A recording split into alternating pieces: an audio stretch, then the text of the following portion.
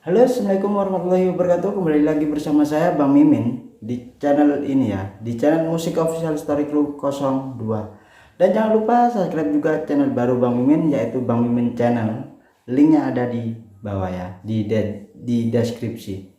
Kali ini Mimin akan membawakan novel The Story of Legend lanjutan kemarinnya, bab 4201 hingga bab 4208, di mana Goli sudah tewas terbakar.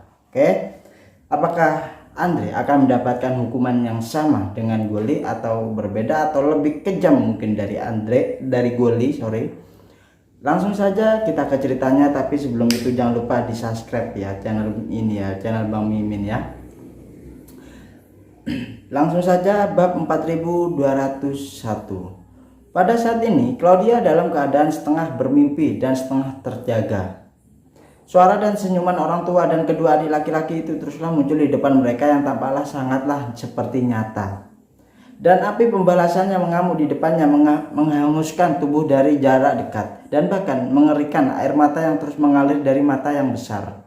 Suatu kali kebencian yang mengerikan membuatnya berjalan maju dengan susah payah. Tapi sekarang, setelah semua kebencian menghilang dengan api di depannya, dia akhirnya merasakan perasaan yang lega untuk pertama kalinya. Dibandingkan dengan Li Xiaofen, menggigil ketakutan saat ini, dia melihat orang yang hidup meratapi kesakitan karena terbakar di depannya.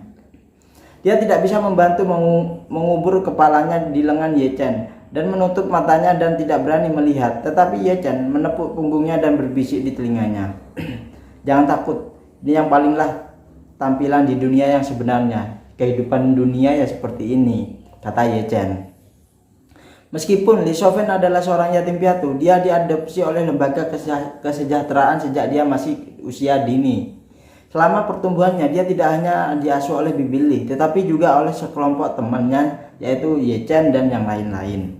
Meskipun hidupnya sedikitlah pahit, semua orang tidak pernah membiarkan dia menderita keluhan apapun, dan mereka tidak memberi kesempatan untuk mengalami bahaya di dunia.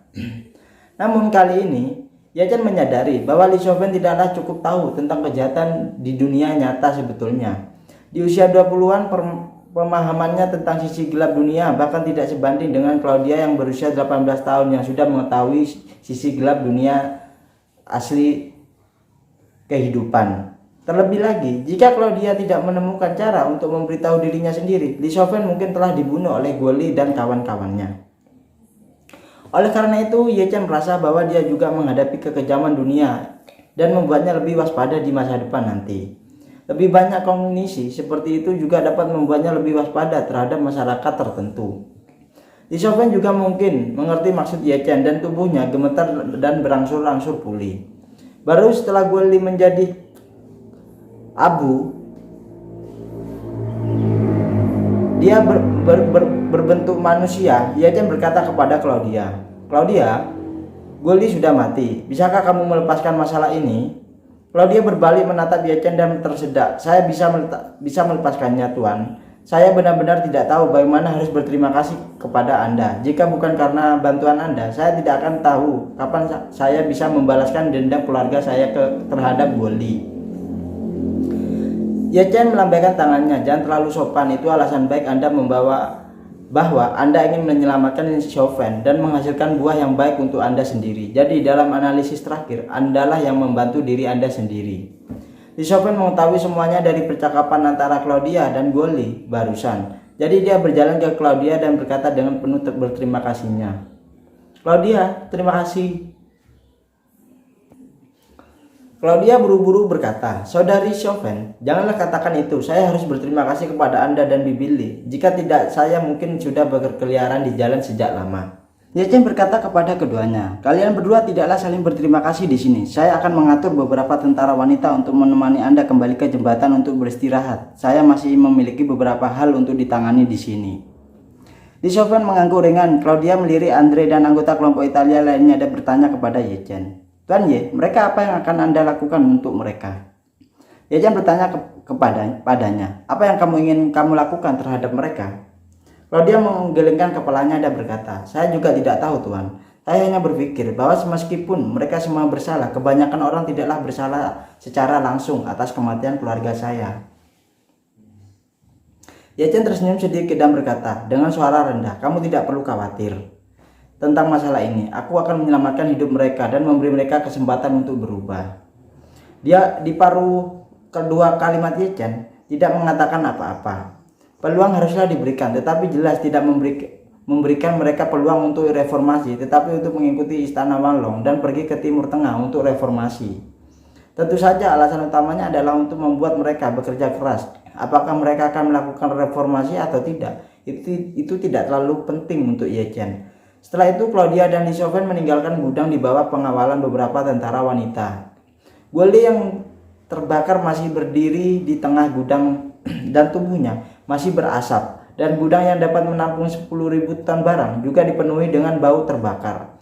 Anggota kelompok Italia termasuk Andre melihat jenazah Guoli secara langsung saat ini, dan mereka semua tampaklah ngeri dan ketakutan. Melihat kematian tragis Guoli dengan matanya sendiri memiliki efek jerah yang kuat pada diri mereka masing-masing. Andre sangatlah ketakutan sehingga dia hampir terkena serangan jantung. Karena dia takut Ye Chen akan menggunakan metode yang sama untuk menghadapinya nanti, dan semakin takut akan sesuatu yang belum terjadi. Semakin banyak sesuatu yang akan datang. Pada saat ini Ye Chen menunjuk ke arah Andre dan berjongkok di baris pertama dan berkata dengan ringannya ke Andre, ke Wang Paozhong ya, ke anak buahnya ya. "Wang Paozhong, bawa Andre itu ke sini."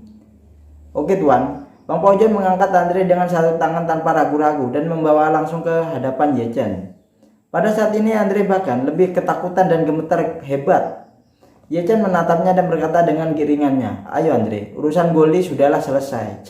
Sekarang saatnya membicarakan urusan kita." Andre berkata dengan ngerinya, Tuan Ye, saya tidak melakukan hal-hal lain untuk membuat Anda merasa kasihan kepada Anda selain merampok uang Anda di kasino tadi." Ye Chen bertanya balik, "Mengapa? Guoli melakukan penculikan saudara perempuanku sendirian. Guoli menghasilkan uang sendirian. Tidak kan? Semua pasti ada campur tanganmu." Andre tertangkap dan Andre tergagap atau mau bicara. Ini terutama ide Guoli tuan. Hal-hal spesifik semua dilakukan oleh Guoli. Saya tidak pernah berpartisipasi dalam masalah ini. Ye Chen menepuk pundaknya dan tersenyum. "Oke, kamu tidak perlu terlalu takut kepadaku. Selama kamu bekerja sama dengan Patu, orang-orang hanyalah Guoli yang akan terbunuh hari ini. Adapun kamu dan yang lainnya, aku mengatakan saja. Sekarang aku akan memberi kesempatan untuk bekerja di Istana Wanglong dan aku pasti tidak akan mengingkari janjiku." Dengan mengatakan itu, Ye Chen memandang Andre dan berkata dengan seriusnya, "Sekarang saya akan memberi Anda tugas. Panggil saya semua anggota grup Italia Anda dan katakan bahwa ada sesuatu yang penting untuk diumumkan kepada mereka. Ingat, setiap orang harus ada di sini tanpa terkecuali." Andre panik dan berseru, Tuan Ye, Anda seharusnya tidak mungkin. Anda ingin menghapus seluruh kelompok kami di sini." Ye Chen berkata dengan tulus, "Sejak saya katakan, jika Anda ingin bergabung dengan Istana Wanglong dan melayani untuk Istana Wanglong di masa depan, Anda secara alami tidak akan melanggar janji Anda, bukan? Selama Anda melakukan hal yang patuh, saya berjanji bahwa Anda akan melakukannya, tidak akan pernah membunuhmu. Selama bawahanmu bekerja sama dengan patuh kepadaku, aku tidak akan pernah membunuh mereka." Setelah jeda sebentar, Ye Chen berkata lagi, "Anda tidak perlu khawatir tentang saya. Akan kembali pada kata-kata saya. Jika saya kembali kepada kata-kata saya di depan di depan petugas dan orang-orang dari Istana Wanglong karena sampahmu, puluhan ribu orang di masa depan, sebuah tim, bagaimana aku harus meyakinkan orang banyak?" Mendengar ini, Andre sedikit lega. Saat ini dia tidak tahu apakah itu baik buruk untuk bergabung dengan Istana Wanglong, tetapi setidaknya satu hal yang dapat dijamin, yaitu jika dia bergabung dengan Istana Wanglong, asal Anda dapat bertahan hidup saja. Setelah melihat Guoli dibakar menjadi arang, apa yang lebih penting daripada hidupnya? Tidak ada yang lain. Namun wajah Ye Chen menjadi gelap saat ini dan berkata dengan dinginnya, "Tetapi Anda harus ingat, Andre, bahwa ini adalah satu-satunya kesempatan yang saya berikan kepada Anda. Jika Anda menolak untuk bekerja sama dengan saya, maka akhir Anda akan sama dengan Guoli Saya memberi Anda waktu 10 detik untuk memikirkannya. Ketika Andre mendengar ini, bagaimana mungkin dia berani ragu dan ragu sama sekali. Akhirnya Goli dia menyaksikan seluruh proses. Yang paling tidak sabar saat ini adalah untuk bertahan hidup. Jadi dia mengangguk cepat dan berkata, Tuan Ye, bersedia bekerja. Saya bersedia bekerja sama dengan Anda. Saya bersedia bekerja sama untuk Istana Wanglong. Ye Chen mengangguk dan berkata, saya akan memberi Anda 10 menit. Anda dan bawahan Anda bisa beri daftar semua anggota grup. Ingat, ini adalah daftar semua anggota Anda. Tidak boleh melewatkan satupun. Andre tidak berani memberontak dan buru-buru memanggil beberapa pimpinan di bawah komandonya untuk mulai mendatangani kontrak tersebut. 10 menit kemudian daftar lengkap, 870 orang terdaftar. Setelah Ye Chen membaca, Andre mulailah sekarang hubungi anggota grup Anda yang di Italia dalam daftar ini dan beritahu mereka untuk datang ke dermaga secara mungkin dan secepat mungkin. Jika ada orang-orang yang tidak bisa dihubungi atau tidak bisa datang sementara, tandai mereka setelah nama mereka ditulis. Andre tidak berani berkata-kata lebih banyak di bawah pengawasan para prajurit Istana Wanglong. Dia membawa sekelompok pemimpin dan mulai menelpon dan mengirim pesan ke adik laki-laki mereka masing-masing, mendesak mereka untuk segera datang ke dermaga sekarang. Pada saat ini Ye Chen memanggil Wang Paozhong dan menginstruksikan, Paozhong, kirim beberapa pasukan untuk mencari tahu di mana orang-orang yang tidak dapat mereka jangkau tinggal bersama dan bawa mereka semua kepadaku sebelum fajar terbit. Wang Paozhong segera berkata dengan hormat kepada Ye Chen, Oke Tuan Ye, bawahan ini akan melakukan sekarang untuk Anda. Sebelumnya Ye Chen memberi Wang Paozhong 3 tugas. Tugas pertama adalah melindungi keselamatan Li Xiaofen dan pada saat yang sama menangkap semua yang berniat untuk menyakiti Li Xiaofen dan Bibi Li. Tugas ini Wang Paozhong secara pribadi telah menyelesaikannya dengan dia sendiri. Tugas kedua adalah mempersiapkan kapal barang dan mengendalikan Andre dan Goli dan bawahan yang lainnya.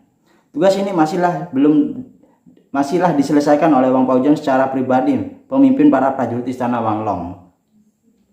Adapun tugas ketiga adalah mengatur semua anggota organisasinya untuk mengendalikan organisasi Italia di tempat yakni 800 orang. Ini semua harus hadir. Dan tidak ada yang satupun dari mereka yang hilang. Setelah orang-orang berkumpul, kapal barang akan langsung berangkat dan membawa mereka pergi ke Surya. Wang Paozhong segera meminta bawahannya untuk memimpin setengah dari staf dan mengatur sekelompok anggota kelompok Italia untuk mencari anggota yang tidak bisa dihubungi satu persatu sesuai daftar yang ada. Setelah memberikan perintah, Wang Paozhong berkata kepada Ye Chen lagi, Tuan Ye, anggota kelompok Italia ini menculik total 5 gadis kali ini. 2 diantaranya ditemukan di dalam bagasi mobil dan tiga ditemukan di dermaga, ditemukan di kapal barang kecil. Apa yang harus kita lakukan dengan 5 gadis ini? Ye Chen bertanya, bagaimana keadaan kelima gadis itu sekarang? Di dalam keadaan koma, Tuan. Wang Paozhong menjelaskan, Tuan, kami menangkap beberapa tokoh kunci atau kepala gengnya dan menyaksikan mereka menurut laporan mereka. Gadis-gadis ini telah disuntik dengan sejumlah besar obat bius dan obat penenang dan tidak akan bangun sebelum tengah hari besok. Ye Chen berkata, bagaimana dengan rencana awal mereka?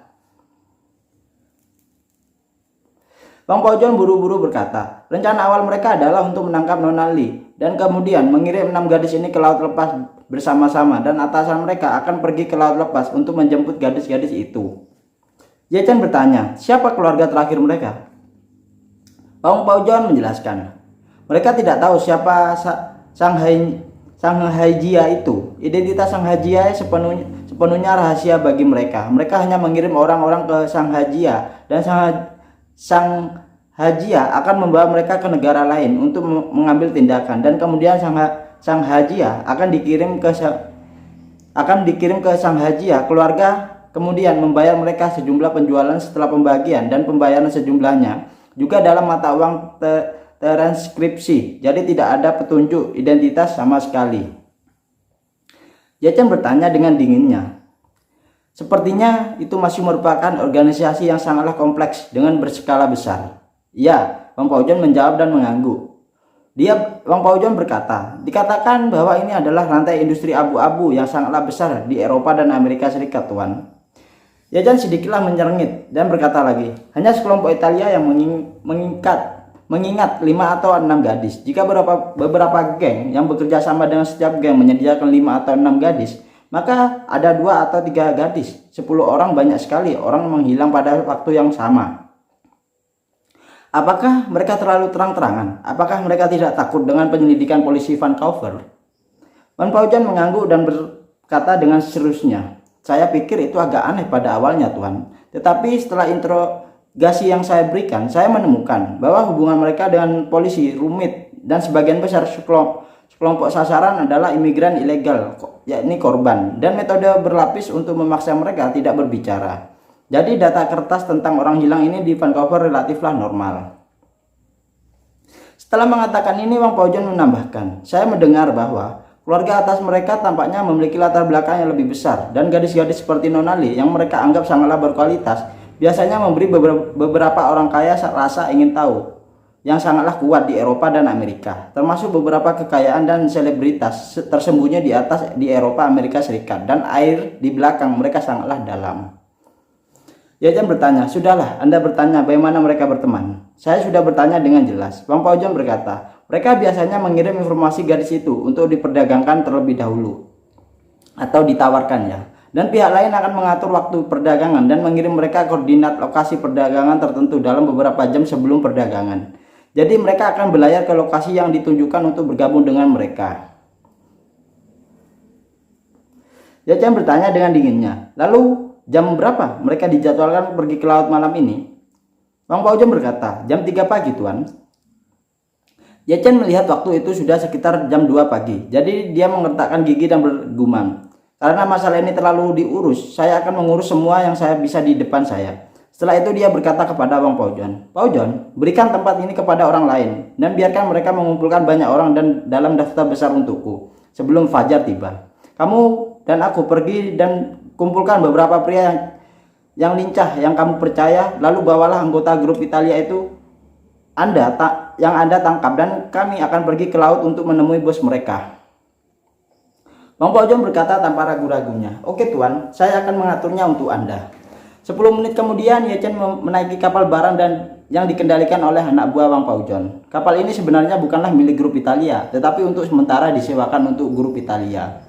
Yajan meminta Wang Paojon untuk membawa 10 anak buahnya yang paling lincah dan berbintang tinggi, dan meningkatkan lebih dari 10 anggota dari kelompok Italia secara khusus yang bertanggung jawab atas jalur ini, dan kemudian meluncurkan kapal barang untuk meninggalkan dermaga dan berlayar ke laut yang gelap.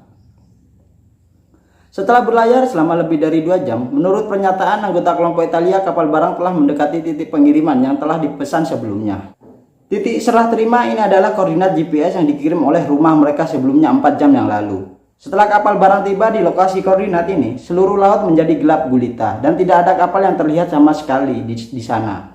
Yajan menanyai anggota kelompok Italia yang bertanggung jawab atas pelayaran kapal, di mana pertemuan yang akan direncanakan dengan grup Anda. Pihak lain menggelengkan kepalanya dan berkata, ini aku tidak terlalu yakin tentang ini. Kita semua tiba di tempat yang ditentukan pada waktu yang ditentukan, dan kemudian menunggu mereka muncul.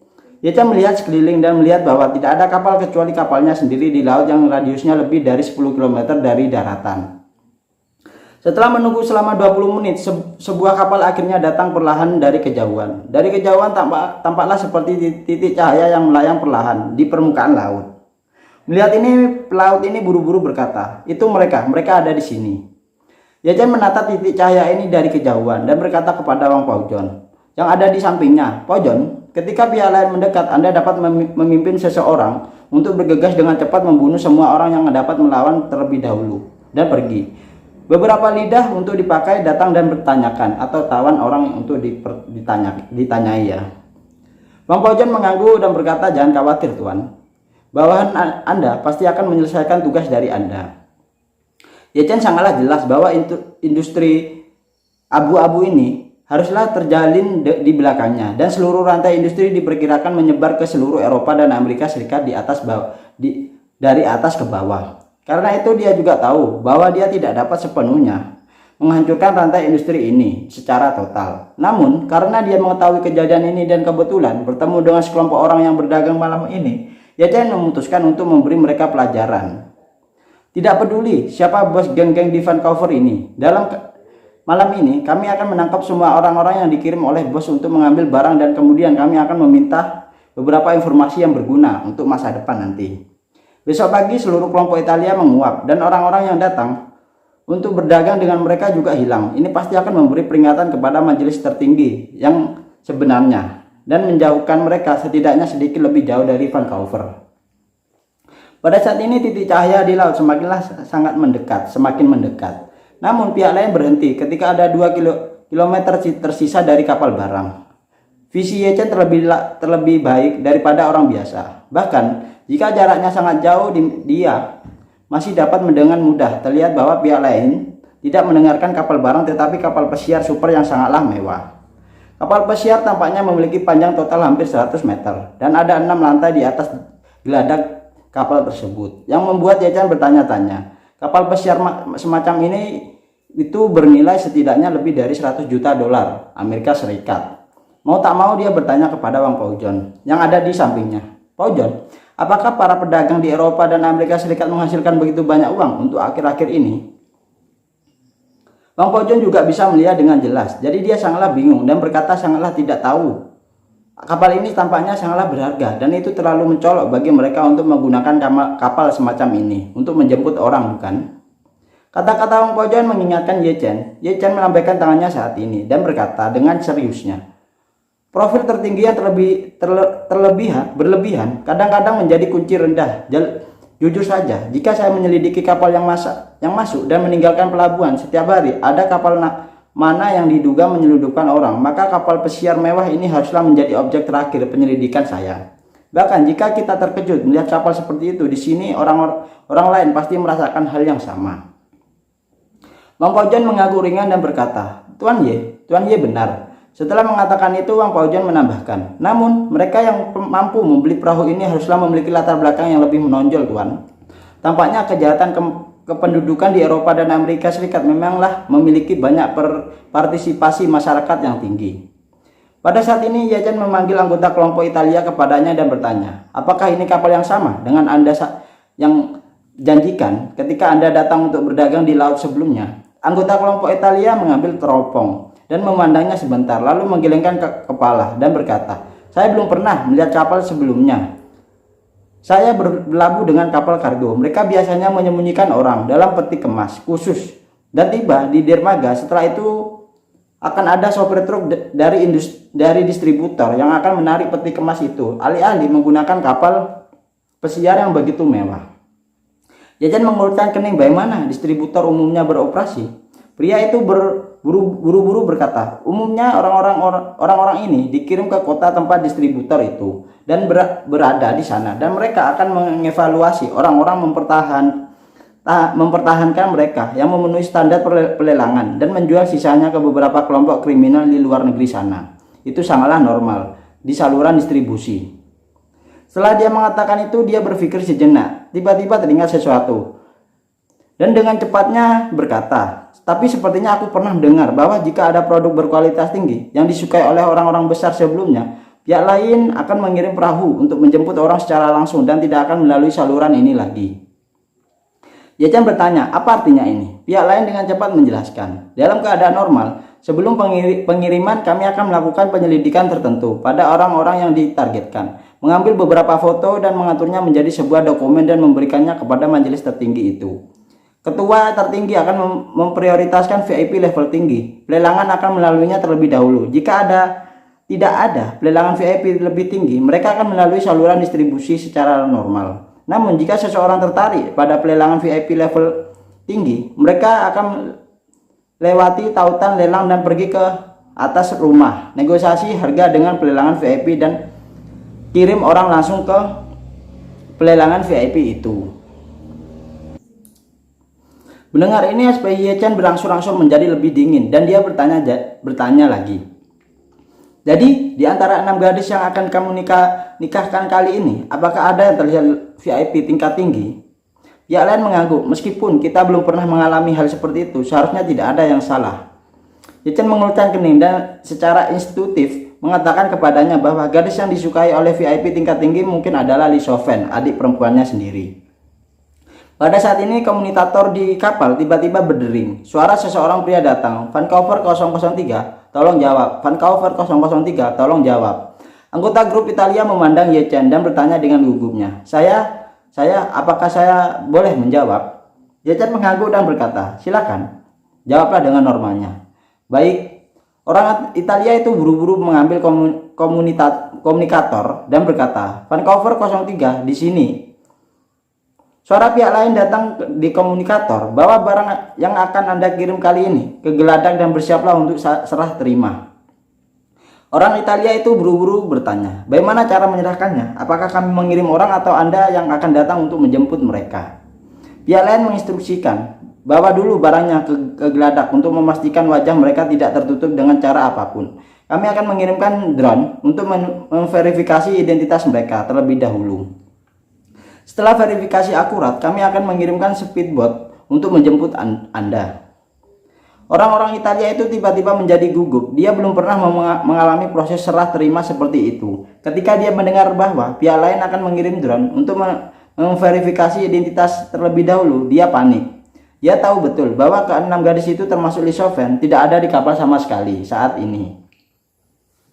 Dan pihak lain sangatlah berhati-hati dan perlu memverifikasi identitasnya terlebih dahulu. Jadi level ini tidak bisa dibodohi. Ye Chen menampar bibirnya dan berkata dengan dinginnya, orang-orang ini cukuplah waspada untuk menggunakan drone untuk mengeksplorasi kebenaran terlebih dahulu. Aku benar-benar tidak memikirkannya. Wang Baozhong berkata dengan penuh emosinya, orang-orang ini memanglah sangat berhati-hati Tuan. Jarak antara mereka dan kami juga merupakan jarak yang tidak bisa dipukul oleh senjata. Otomatis biasanya sama sekali jarak 2 km. Jika Anda ingin menyebabkan kerusakan pada kapal ini, setidaknya kamu harus tidak adalah senjata anti material yang berat. Yang biasanya kita dapatkan di Kanada hanyalah senjata api standar biasanya dengan jangkauan beberapa ratus meter. Jika mereka menemukan sesuatu yang tidak normal dan berbalik dan melarikan diri, kita benar-benar tidak ada hubungannya dengan mereka dan mereka bisa lari. Ye Chen bertanya lagi, jika mereka akan lari, bisakah perahu kita menyusul mereka? Tidak mungkin Tuan. Wang Baozhong menggelengkan kepalanya. Wang Baozhong berkata, Tuan Ye, kapal pesiar mewah ini tidak akan pernah pelit dalam hal konfigurasi tenaga. Itu seperti Ferrari dan milik kita seperti ini adalah truk tua yang rusak. Dan jika dia berlayar dengan kekuatan penuh, dia pasti lebih cepat dari kapal kita. Pengangkut kami bersyukur bisa mencapai kecepatan 20 knot, tetapi kapal pesiar mereka diperkirakan dengan mudah mencapai kecepatan 50 knot, yaitu 90 km per jam kecepatan yang begitu cepat. Kami ingin menyusulnya adalah tidak diragukan lagi, itu hanyalah mimpi. Ye Chen mengangguk ringan dan berkata, dengan cara ini mari kita berlari dengan kecepatan rendah dan mendekati mereka perlahan. Mereka akan dapat menemukan beberapa prajurit yang lebih kurus berbaring di geladak dengan penyamaran dan mencoba menangkap mereka sebelum mereka mengetahuinya, sedekat mungkin dengan mereka. Wang Baozhong sedikitlah bingung dan tidak bisa menahan diri untuk bertanya, Tuan Ye, apakah Anda mencoba mencari kesempatan untuk mendekati mereka dan menangkap mereka? Bawahan berpikir bahwa ini mungkin tidak berhasil. Pihak lain sangatlah waspada Tuan. Bahkan jika kita dapat memperpendek jarak menjadi 1 km, selama pihak lain mengetahuinya dan melarikan diri kecepatan penuh, kita tidak akan bisa mengejar mereka. Wang Baozhong merasa bahwa meskipun kekuatan Ye Chen sangatlah kuat, tidak mungkin mengejar kapal pesiar mewah dengan kecepatan lebih dari 90 km per jam dengan 2 kaki di laut luas ini. Namun Ye Chen berkata dengan ekspresi tegasnya, saat ini saya tidak ingin mengejarnya, saya hanya ingin membunuhnya. Membunuh? Wang Baozhong tercengang saat mendengar kata-kata Ye Chen. Dia berpikir bahwa Ye Chen telah salah memahami situasi di kedua sisi. Jadi dia berkata, Tuan Ye, kami tidak memiliki senjata yang dapat menenggelamkan kapal pesiar sebesar itu, Tuan. Setelah berbicara, dia menjelaskan dengan seriusnya. Dengan daya tembak kita saat ini, Tuan, bahkan jika jaraknya dipersingkat menjadi 500 km saja, peluru mengenai kapal lawan hampir seperti menggaruk gatal atau seperti kena gigitan semut. Ye Chen tersenyum ringan dan berkata, "Kamu tidak memiliki, aku memilikinya." Sebelum pelelangan, Ye Chen memperbaiki beberapa jimat. Saat itu juga di bawah berkah energi spiritualnya Pei Yundan yang kuat, Ye Chen menyempurnakan senjata sihir baru untuk dirinya sendiri. Senjata ajaib yang lebih kuat dari Thunder Command, Soul Piercing Blade ya. Senjata ajaib jenis ini halilintar menyebabkan terlalu banyak gerakan, tetapi kekuatan membunuh pada target tidaklah begitu kuat. Tapi Soul Piercing berbeda. Bila penusuk jiwa tidak perlu menyebabkan perubahan astronomi dan hampir tidak terlihat secara visual. Tidak hanya itu, kekuatan Soul Piercing Blade juga jauh lebih besar daripada Thunder Command. Ye Chen mencobanya di gunung belakang hotel mata air panas Camp Alisis hari itu. Dengan hanya satu lapis bilah penusuk jiwa, dia bisa menebang 4 pohon besar 10 lapis bilah penusuk jiwa, dan bahkan batu besar bisa dihancurkan berubah menjadi bubuk. Nah, di bab ini kalian ingat nggak waktu Ye Chen mencari Song Wanting yang hilang di Jepang itu ya, yang diculik ya. Kalian ingat kan Song Wanting yang diculik? Nah, Ye Chen kan pernah di gunung itu untuk mencari itu. Nah, Ye Chen mencoba kekuatannya di situ ya. Oleh karena itu, Ye Chen dapat menyimpulkan bahwa selama jaraknya sedikit lebih dekat, bila penusuk jiwa 10 lapis pasti akan dapat menembus kapal pesiar itu.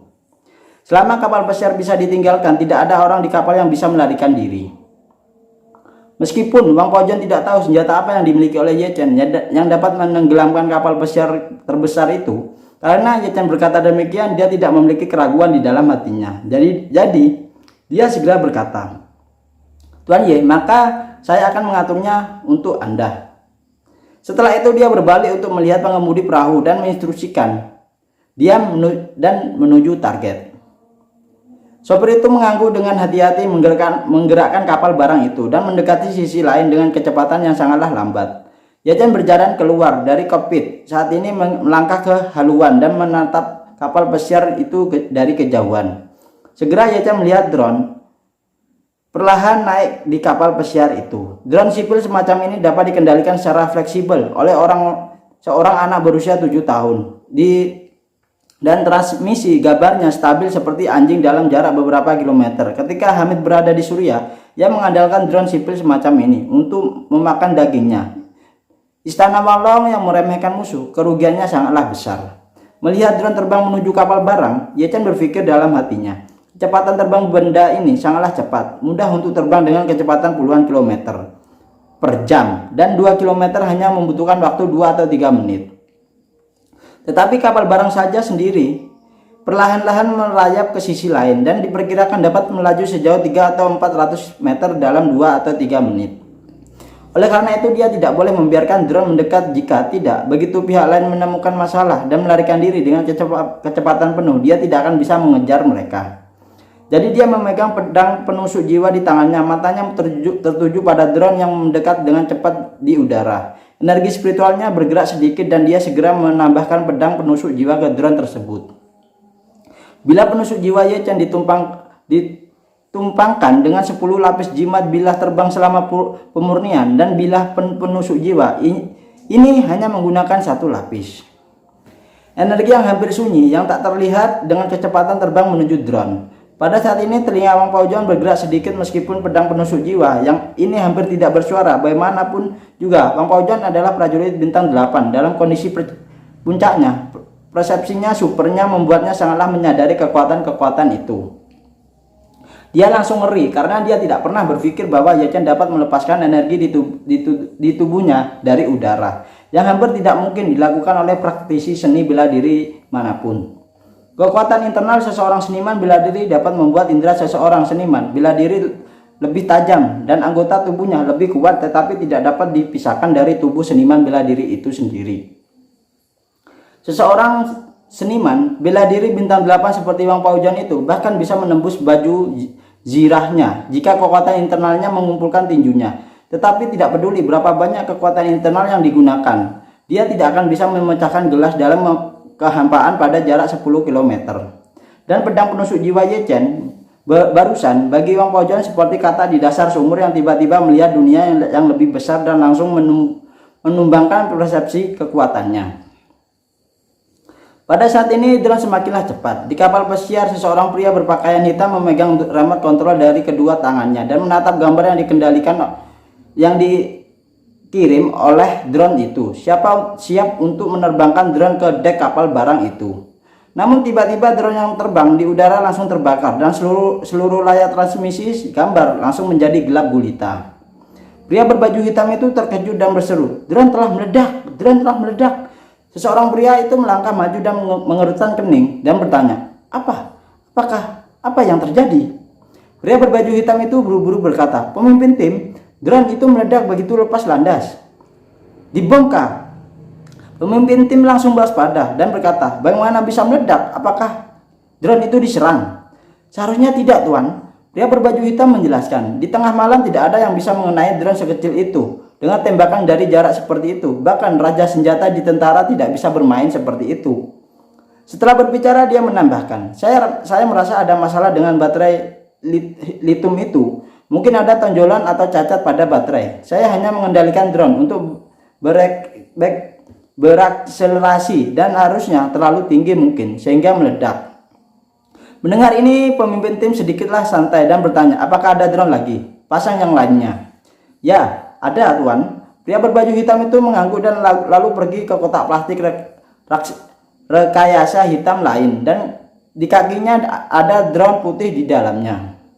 Dia dengan cepat memeriksa badan pesawat drone itu, fokus pada memegang baterai di tangannya dan melihat lebih dekat. Dia menemukan bahwa baterai tidak rusak atau mengembung dan indikatornya baterai juga terisi penuh. Jadi dia segera mengendalikan drone untuk lepas landas. Namun begitu drone lepas landas lagi, ia mengulangi kesalahan yang sama, meledak lagi. Baterai tersebut dihancurkan oleh bilah penusuk jiwa Ye Chen. Dengan cepat meledak menjadi api di udara dan berubah menjadi bola api yang jatuh langsung ke laut. Melihat ini pemimpin tim buru-buru bertanya, "Apa yang terjadi di sini? Apakah ada masalah lain dengan baterai itu?" Pria berbaju hitam itu juga sedikit bingung, mengerutkan kening dan berkata, "Tidak, saya memeriksa baterai kali ini dan tidak ada masalah apapun." Pemimpin tim tiba-tiba menjadi waspada dan berkata, "Semua orang memperhatikan penyembunyian memungkinkan untuk penembak jitu mungkin ada di sana." Begitu kata-kata itu jatuh, semua orang digeladak membungkuk untuk mencari perlindungan. Pada saat ini seseorang tiba-tiba berteriak, Vancouver 03, Vancouver 03. Sepertinya Anda mendekati kita."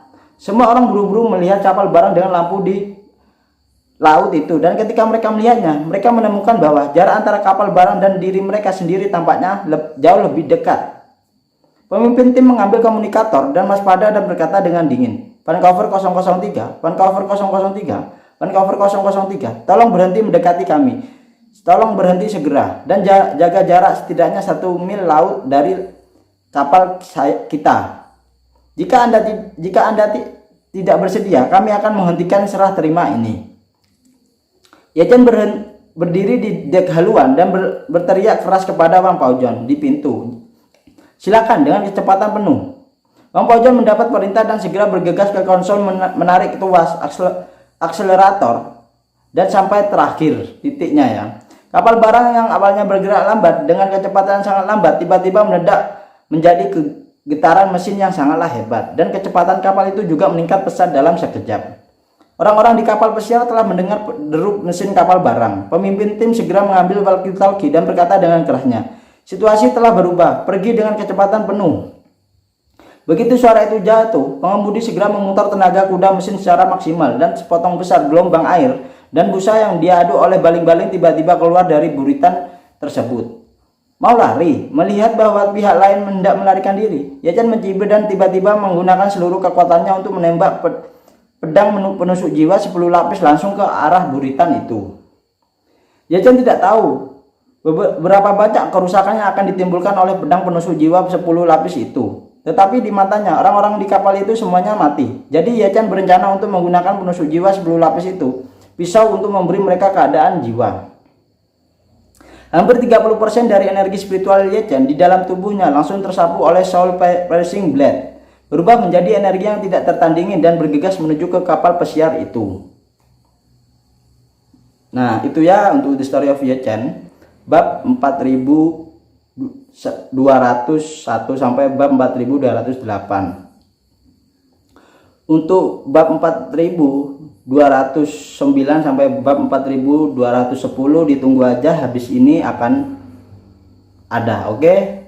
Terima kasih, jangan lupa like, comment, subscribe, dan subscribe dong pastinya. Oke, terima kasih dari Bang Mimin. Seperti biasa, jangan sampai sakit hati karena dia, lebih baik dia sakit hati karena kita. Oke, selamat malam, selamat siang, selamat pagi, selamat sore.